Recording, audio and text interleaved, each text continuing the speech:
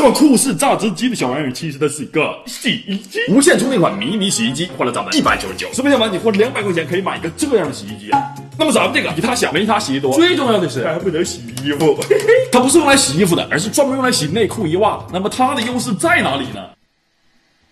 小啊。这么小便携，拧开这个盖子，可以看到这下面有一个转轮，它这个有点像咱们传统洗衣机那个底下那个东西啊，就这样。这里是它的开关，它有2种洗衣模式，长按1秒钟。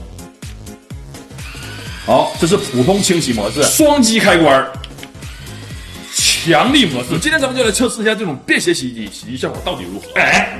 就拿。不是你等会儿，我这个袜子是故意穿成这样的，你平时穿袜子没这么脏。咱今天就拿我的袜子测试啊！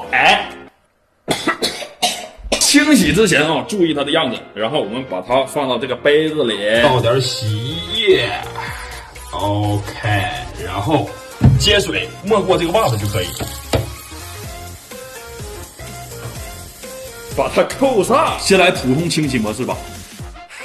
OK， 开转。哎呀，挺有动力哈！它还来回转呢，跟咱们传统洗衣机一样。你看，这么转完，停了，又往回转。你看，老卡住，看到吗？是我的袜子太大了还是怎么回事？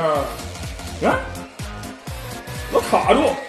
走，好，强力模式，我嘎！哎呀，明显有劲儿了。哎呦！不是，这还卡呀这，还行吧。各位静等啊。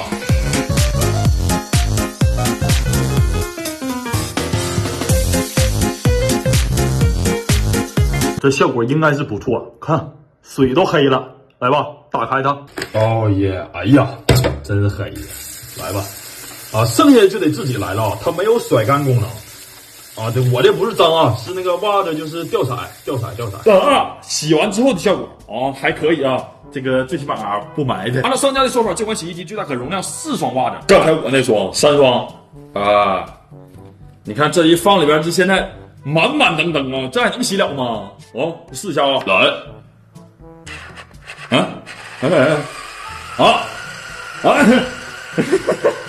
这不行啊，你看。死机了，不行，4双来不了，测出来1双，3双也费点劲。